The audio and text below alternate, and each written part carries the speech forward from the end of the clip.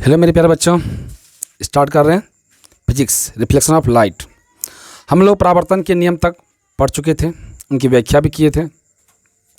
अब बढ़ते हैं आगे। ठीक है, अब समझते हैं दर्पण क्या है। दर्पण क्या है, ध्यान सुनना। दर्पण किसे कहते हैं? तो यह एक चमकीला और अधिक पॉलिश किया हुआ परावर्तक पृष्ठ होता है। दर्पण क्या होता है? अधिक चमकीला और ठीक है पॉलिश किया हुआ क्या होता है जी? परावर्तक पृष्ठ होता है। ठीक है, जो अपने सामने रखी वस्तु का क्या बनाता है? प्रतिबिंब बनाता है। क्या बनाता है? प्रतिबिंब बनाता है। और आपसे पूछिए कि बताओ दर्पण किसे कहते हैं, क्या बताओगे? यह क्या बोलोगे? यह एक चमकीला और अधिक पॉलिश किया हुआ भाग होता है। ठीक है, यानी कि परावर्तक पृष्ठ का भाग होता है जो अपने सामने रखी वस्तु का प्रतिबिंब बनाता है। समझ गए किसे कहते हैं दर्पण? तो क्या कहोगे? यह एक चमकीला और अधिक पॉलिश किया हुआ ठीक है परावर्तक पृष्ठ होता है जो अपने सामने रखी वस्तु का प्रतिबिंब बनाता है। उसे हम कहते हैं दर्पण। उसे हम कहते हैं दर्पण। ठीक है, उसके बाद दर्पण जो है वो दो तरह के होते हैं। कितने तरह के? दो तरह के। कौन कौन? एक होता है समतल दर्पण और एक होता है गोलीय दर्पण। ध्यान समझना बाबू, एग्जाम के लिए बहुत इंपॉर्टेंट है ये। क्या बोले? एक होता है समतल दर्पण और दूसरा होता है गोलीय दर्पण। तो समतल दर्पण कहते किसे हैं? तो ध्यान सुनना। तो समतल दर्पण ऐसे दर्पण जिसका परावर्तक पृष्ठ समतल हो। जिसका क्या हो जी? परावर्तक पृष्ठ समतल हो, उसे कहते हैं समतल दर्पण। उसे क्या कहते हैं? समतल दर्पण। और आपसे ये भी पूछ लेगा कि बताओ नो, ठीक है, कि समतल दर्पण उपयोग क्या? समतल दर्पण का उपयोग बताओ। तो क्या बताओगे? समतल दर्पण का उपयोग जो है घर में क्या करने के लिए? चेहरा देखने के लिए इसका उपयोग किया जाता है। उसके बाद कहाँ जी? सैनुल में। कहाँ? सैनुल में। और ब्यूटी पार्लर में इसका उपयोग होता है। किसका? समतल दर्पण का। ठीक है, तो दर्पण समझ गए? फिर से एक बार रिपीट कर देते हैं। दर्पण किसे कहते हैं? ध्यान सुनना। यह एक चमकीला और अधिक पॉलिश किया हुआ परावर्तक पृष्ठ होता है जो अपने सामने रखी वस्तु का प्रतिबिंब बनाता है। क्या बनाता है? प्रतिबिंब बनाता है। उसे कहते हैं दर्पण। उसे कहते हैं दर्पण। दर्पण दो तरह के होते हैं। कौन कौन? एक समतल और एक गोलीय। तो समतल दर्पण किसे कहते हैं? तो समतल दर्पण ऐसे दर्पण जिसका परावर्तक पृष्ठ क्या हो जी? समतल हो। क्या हो जी? समतल हो, उसे कहते हैं समतल दर्पण। और समतल दर्पण का उपयोग बताओ। तो क्या बताओगे? इसका उपयोग घरों में चेहरे देखने के लिए किया जाता है और उसके बाद सैनुल में, ब्यूटी पार्लर में इसका उपयोग किया जाता है। किसका? समतल दर्पण का उपयोग। ठीक है, चलो इसका तब तक ये उतारो, जल्दी से लिखो। ये दर्पण का पीछे का भाग है और ये पॉलिश किया हुआ है। ठीक है, और ये क्या है जी? सामने का भाग। और ये परावर्तक पृष्ठ जहाँ से क्या होता है जी? हम किसी चीज़ को देखते हैं, यानी अपने चेहरे को देखते हैं। ठीक है, चलो लिखो।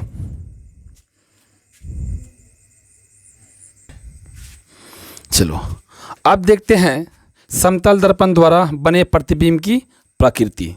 ठीक है, क्या बोले? समतल दर्पण द्वारा ठीक है बने प्रतिबिंब की प्रकृति। तो समतल दर्पण द्वारा बना प्रतिबिंब आभासी और सीधा होता है। और आपसे पूछिए कि बताओ समतल द्वारा जो बनता है प्रतिबिंब वो कैसा होता है? क्या बताओगे? आभासी और सीधा। इसमें जो प्रतिबिंब ठीक है किसमें? समतल दर्पण में प्रतिबिंब दर्पण के पीछे उतनी ही दूरी पर बनता है जितनी दूरी पर बिंब यानी वस्तु को रखा जाता है। ठीक है, जब आपसे पूछे कि बताओ कि समतल दर्पण द्वारा बने प्रतिबिंब की प्रकृति बताओ, तो क्या बताओगे? इसके द्वारा बना प्रतिबिंब आभासी और सीधा होता है। एक नंबर के लिए बाबू पूछा जाता है कि बताओ समतल दर्पण द्वारा बना प्रतिबिंब बताओ क्या होता है? आभासी या काल्पनिक? ठीक है, तो क्या बताओगे? आभासी और सीधा होता है। प्रतिबिंब दर्पण के पीछे उतनी ही दूरी पर बनता है जितनी दूरी पर हम वस्तु को रखती हैं। क्लियर? चलो अब हम बात करते हैं प्रतिबिंब। प्रतिबिंब यानी कि इमेज किसे कहते हैं? ध्यान सुनना, किसी बिंदु स्रोत से आती प्रकाश की किरणें, क्या बोलोगे, एकदम फटाफट से बोलना, किसी बिंदु स्रोत से आती प्रकाश की किरणें दर्पण से परावर्तन के बाद, क्या बोले, दर्पण से परावर्तन के बाद जिस बिंदु पर मिलती है या आती हुई प्रतीत होती है, उसे उस बिंदु स्रोत का हम क्या कहते हैं जी, प्रतिबिंब कहते हैं। समझ गए। तो प्रतिबिंब किसे कहते हैं, क्या बोलोगे, किसी बिंदु स्रोत से आती प्रकाश की किरणें दर्पण से परावर्तन के बाद, दर्पण से परावर्तन के बाद जिस बिंदु पर मिलती है या आती हुई प्रतीत होती है, उसे कहते हैं उस बिंदु का, यानी उस बिंदु स्रोत का प्रतिबिंब। ठीक है, समझ गए। तो यहां ध्यान सुनो, एक हमने क्या लिया, दर्पण लिया, ध्यान सुनना। ठीक है, मान लो यहां वस्तु रखा हुआ, क्या रखा, वस्तु, कहाँ जाएगा, दर्पण में। जैसे दर्पण में गया वह क्या होगा, परावर्तन करेगा। ठीक है, परावर्तन के बाद, ठीक है, जिस बिंदु पर मिलती है या मिलती हुई प्रतीत होती है, मिलती है या आती हुई प्रतीत होती है, उसे कहते हैं उस बिंदु स्रोत का क्या जी, प्रतिबिंब। क्या कहते हैं, प्रतिबिंब। तो ये आपका वस्तु है और ये क्या बने इसका जी, इमेज बना। क्या बना जी, इमेज। क्या बना, इमेज। ये आती हुई जो प्रतीत होती है, तो इसका इमेज यहां देखो,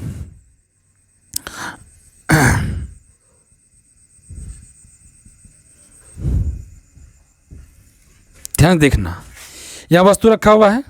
ठीक है, कहाँ जाएगा, शीशा में पड़ेगा, फोकस कहाँ गया, शीशा में गया, और शीशा में जाने के बाद वो क्या करेगा, परावर्तन करेगा, यानी कि यहाँ से रिटर्न होगा। ठीक है, जैसे ही रिटर्न किया तो ये वस्तु, इसको डॉट डॉट दिखा दीजिए, और यहाँ कहाँ जाएगा। ठीक है, और यहाँ से जैसे ये क्या करेगा, रिटर्न करेगा, और ये धीरे धीरे इसको यहाँ से आगे बढ़ा दो।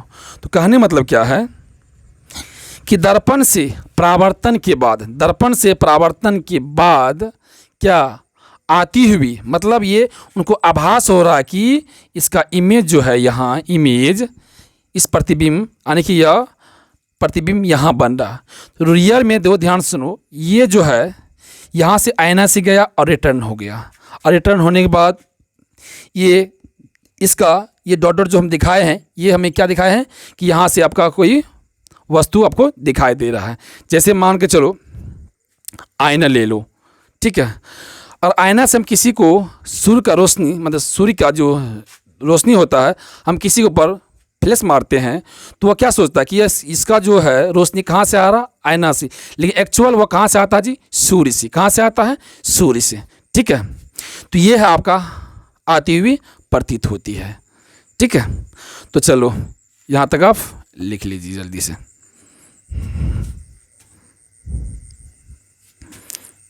हुआ, जल्दी लिखो।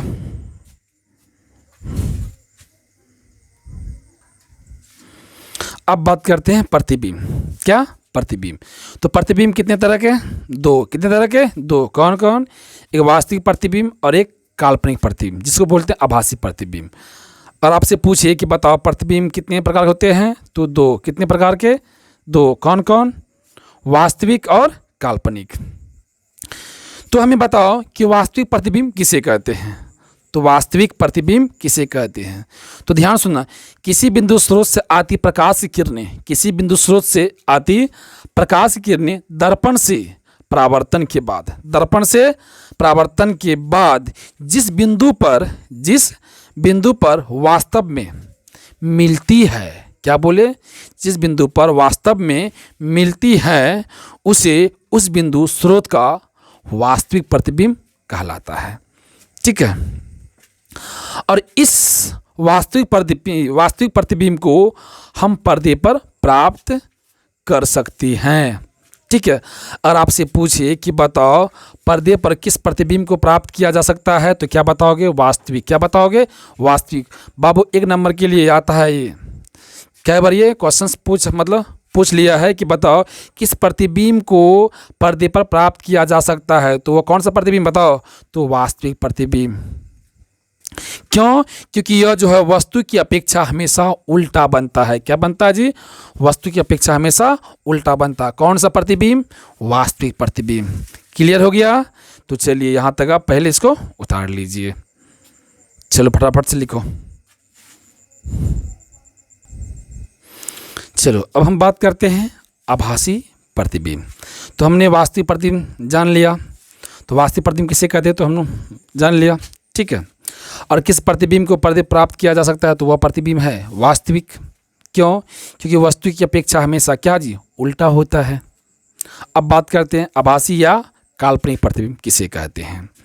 तो किसी बिंदु स्रोत से आती प्रकाश की किरणें, किसी बिंदु स्रोत से आती प्रकाश की किरणें दर्पण से परावर्तन के बाद, दर्पण से परावर्तन के बाद, ठीक है, जिस बिंदु पर, ठीक है, क्या बोले, ध्यान सुनना, जिस बिंदु पर, ठीक है, आती हुई प्रतीत होती है उसे कहते हैं आभासी या काल्पनिक प्रतिबिंब।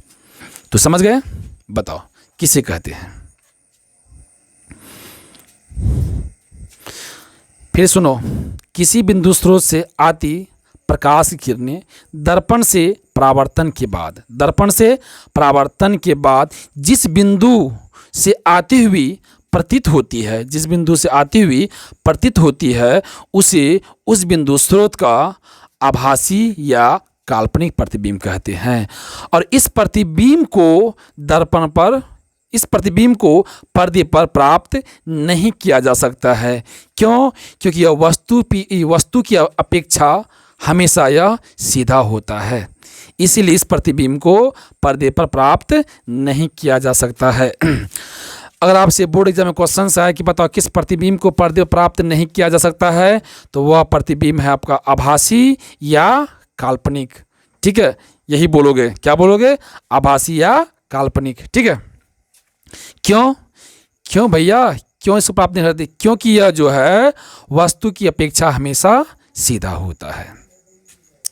उसके बाद आभासी प्रतिबिंबों को सदा बिंदुओं से या टूटी हुई रेखाओं से क्या करते हैं? दिखाते हैं। जैसे इससे पहले हम आपको बता चुके हैं प्रतिबिंब में, क्योंकि उसको हम डॉट डॉट से दिखाते हैं। किस प्रतिबिंब को? आभासी प्रतिबिंब को। किसके द्वारा? टूटी हुई रेखाओं के द्वारा। क्योंकि हमारा आभास होता है कि इससे यहाँ से यहाँ इसका प्रतिबिंब है, यहीं हमको यह दिखाई दे रहा है। ठीक है। जिस तरह हम मान के चलो आईना से किसी के ऊपर हम फॉक्स मारते सूर्य की किरण के जरिए से, तो वह क्या सोचता है कि वह रोशनी आईना के आईना से ही आ रहा, दर्पण से ही आ रहा है।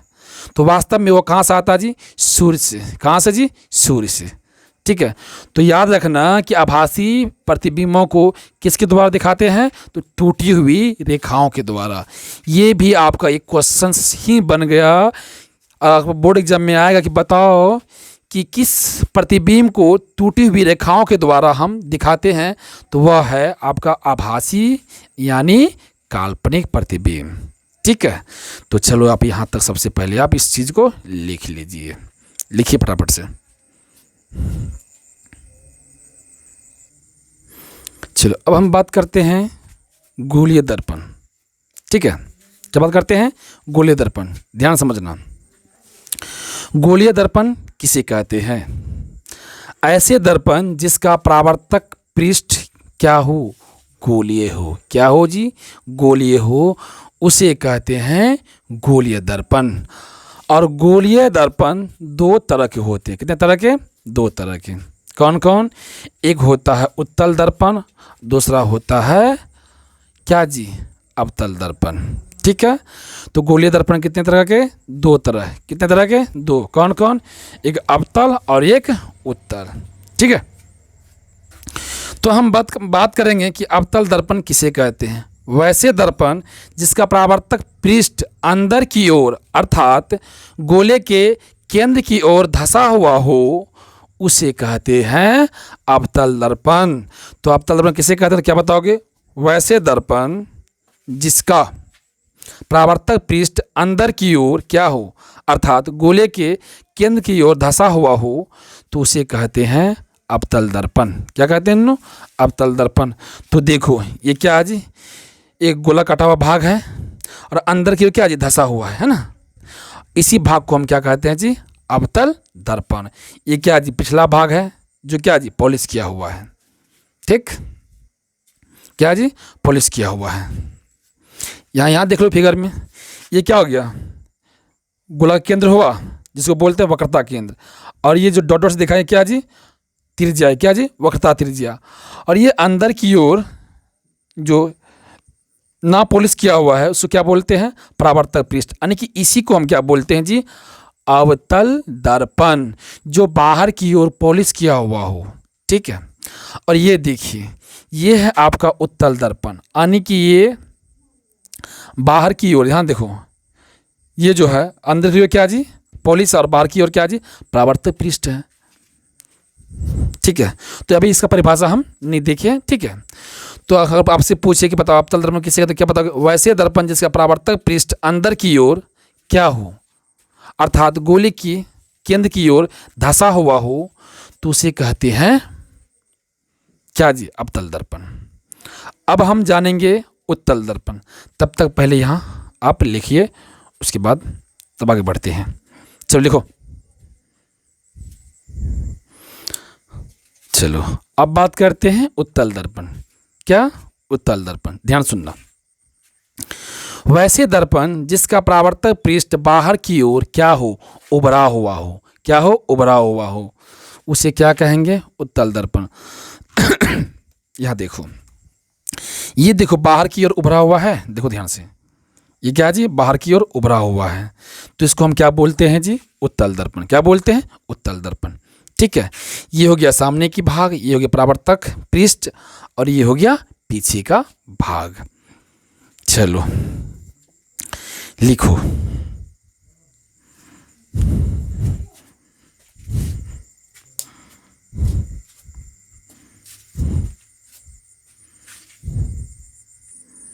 चलिए अब जानते हैं गोले दर्पण का भाग, ठीक है। ये आपका गोले दर्पण का भाग हो गया। एम एन क्या है जी, गोले दर्पण का द्वारक है। पी क्या है आपका, ध्रुव है। पी से लेके एफ तक की दूरी को हम क्या बोलते हैं जी, फोकस दूरी। सी से लेके पी तक की दूरी को हम क्या बोलते हैं जी, वक्रता त्रिज्या। ध्यान सुनना, सी क्या है जी, वक्रता केंद्र है, और ठीक है, और एफ क्या है आपका जी, फोकस दूरी। एफ क्या है जी आपका, फोकस दूरी। तो हम बारी बारी से सबका परिभाषा जानेंगे। तो गोले दर्पण भाग क्या है जी, ध्रुव, वक्रता केंद्र, वक्रता त्रिज्या, द्वारक, फोकस दूरी और फोकस। ये क्या है जी, गोले दर्पण का भाग है। अब हम बारी बारी से इनका क्या करेंगे, परिभाषा जानेंगे। चलो पहले यहाँ तक आप लिखिए इसको। चलो अब हम प्रत्येक भाग का परिभाषा समझते हैं, ठीक है। तो ध्रुव किसे कहते हैं, तो गोलीय दर्पण के परावर्तक पृष्ठ के मध्य बिंदु को हम कहते हैं दर्पण का ध्रुव। क्या कहते हैं, दर्पण का ध्रुव। फिर सुनना, गोलीय दर्पण के परावर्तक पृष्ठ के मध्य बिंदु को हम क्या कहते हैं, दर्पण का ध्रुव। यानी ये क्या जी, गोलीय दर्पण का ये बीच वाला जो पोर्शन है इनको क्या बोलते हैं, ध्रुव। क्या बोलते हैं, ध्रुव, ठीक है। अब बात करते हैं वक्रता केंद्र। तो गोलीय दर्पण का परावर्तक पृष्ठ एक गोले का भाग होता है, और इस गोले का केंद्र को हम कहते हैं गोलीय दर्पण का वक्रता केंद्र। क्या कहते हैं, वक्रता केंद्र। जहाँ इस गोले का बीच सेंटर होगा, बीच पॉइंट होगा, उसी पॉइंट को हम क्या कहते हैं, इस गोले का वक्रता केंद्र। क्या बोलते हैं, वक्रता केंद्र। मतलब गोले का जो बीच वाला पॉइंट होगा, ठीक है, उसी को हम क्या बोलते हैं, वक्रता केंद्र, ठीक है। और इसे सी द्वारा हम दिखाते हैं। किससे जी, सी द्वारा, ठीक है। अब हम बात करते हैं वक्रता त्रिज्या। क्या बात करते हैं, वक्रता त्रिज्या। ध्यान सुनना, गोलीय दर्पण के ध्रुव एवं वक्रता केंद्र के बीच की दूरी को हम क्या कहते हैं, वक्रता त्रिज्या। क्या बोला, केंद्र से लेके कहाँ तक, ध्रुव तक। कहाँ तक जी, ध्रुव तक दूरी को हम क्या कहते हैं, वक्रता त्रिज्या। समझ गए। और आपसे पूछे कि बताओ वक्रता त्रिज्या किसे कहते हैं, क्या बताओगे? तो केंद्र से लेकर कहाँ तक की दूरी, ध्रुव तक की दूरी को क्या बोलते हैं जी, वक्रता त्रिज्या। चलो अब हम बात करते हैं मुख्य अक्ष। मुख्य अक्ष किसे कहते हैं? तो गोलीय दर्पण के ध्रुव एवं वक्रता केंद्र से होकर, क्या बोला, गोलीय दर्पण के ध्रुव मतलब ये पोल, और वक्रता केंद्र यानी कि सी से होकर गुजरने वाली, क्या जी, सीधी रेखा को हम क्या कहते हैं, दर्पण का मुख्य अक्ष कहते हैं। दर्पण का मुख्य अक्ष कहते हैं। तो परिभाषा क्लियर हो गया है, ठीक है। अगर आपसे पूछिए, फिर से रिपीट कर रहे हैं कि ध्रुव किसे कहते हैं, तो क्या बताओगे? गोलीय दर्पण के परावर्तक पृष्ठ के मध्य बिंदु को दर्पण का ध्रुव कहते हैं। क्लियर हो गया है। उसके बाद वक्रता केंद्र किसे कहते हैं, क्या बताओगे? गोलीय दर्पण का परावर्तक पृष्ठ एक गोले का भाग होता है और इस गोले का केंद्र को ही हम क्या बोलते हैं, दर्पण का वक्रता केंद्र कहते हैं। उसके बाद वक्रता त्रिज्या, तो गोलीय दर्पण के ध्रुव एवं वक्रता केंद्र के बीच की दूरी को हम क्या कहते हैं, वक्रता त्रिज्या। अब बात करते हैं मुख्य अक्ष।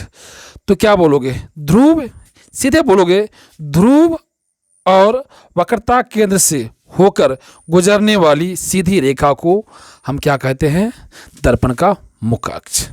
क्लियर हो गया। चलो यहाँ तक पहले आप उतारिए, यानी कि इसको फटाफट से लिखो। चलो लिखो।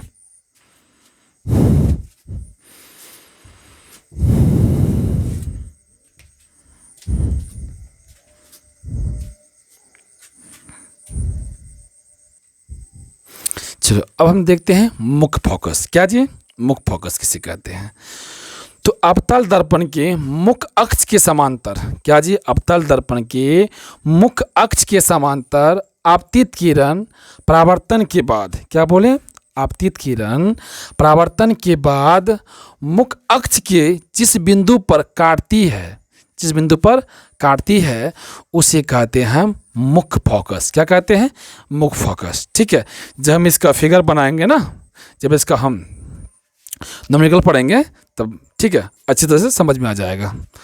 तो अब इतना ध्यान रखिए कि अवतल दर्पण के मुख्य अक्ष के समांतर आपतित किरण, क्या जी, परावर्तन के बाद मुख्य अक्ष के जिस बिंदु पर काटती है, मतलब मुख्य अक्ष के जिस बिंदु पर काटती है उसे कहते हैं मुख्य फोकस। क्या कहते हैं उसे? मुख्य फोकस। यानी ये अवतल दर्पण हो गया। जैसे यहाँ से क्या प्रकाश जाएगा, प्रकाश जाने के बाद मुख्य फोकस से गुजरेगा, जिन बिंदु पे काटेगा उसे हम क्या कहते हैं, बताओ? उसे क्या कहते हैं? मुख्य फोकस। उसे क्या बोलते हैं जी? मुख्य फोकस। चलो अब बात करते हैं फोकस दूरी। क्या बात करते हैं? फोकस दूरी। तो दर्पण के ध्रुव और मुख्य फोकस के बीच की दूरी को हम कहते हैं फोकस दूरी। क्या बोला? ये ऐप हो गया और ये हो गया ध्रुव। यहाँ से यानी ऐप से लेके पी तक की दूरी को हम कहते हैं जी फोकस दूरी। क्या कहते हैं? फोकस दूरी। तो यही बोला कि ध्रुव और मुख्य फोकस के बीच की दूरी को हम क्या कहते हैं? फोकस दूरी। क्लियर? और ध्यान सुनना, इसे हम छोटी ऐप द्वारा दर्शाते हैं। तो यह जो है मुख्य यानी फोकस दूरी जो है, ध्यान सुनना, हम क्या बोले, जो फोकस दूरी है वह त्रिज्या की आधी होती है। त्रिज्या क्या होती है जी? आधी होती है। याद रखिएगा। आपसे पूछे कि बताओ फोकस दूरी त्रिज्या क्या होता है जी? तो आधा। क्या बोले? सीधे बोलेगा आधा। ठीक है, यानी कि आधी होती है। अब बात करते हैं द्वारक, यानी कि ये एम और एन। तो गोलीय दर्पण की वृत्ताकार सीमा रेखा का व्यास, यानी कि व्यास जो काटता दो, ठीक है, व्यास दर्पण का द्वारक कहलाता है। दर्पण का द्वारक कहलाता है। क्लियर हो गया? अगर वीडियो अच्छा लगे तो हमारी वीडियो को लाइक, सब्सक्राइब एंड शेयर करें। अब मिलते हैं अगली वीडियो में, तब तक के लिए जय हिंद, जय भारत।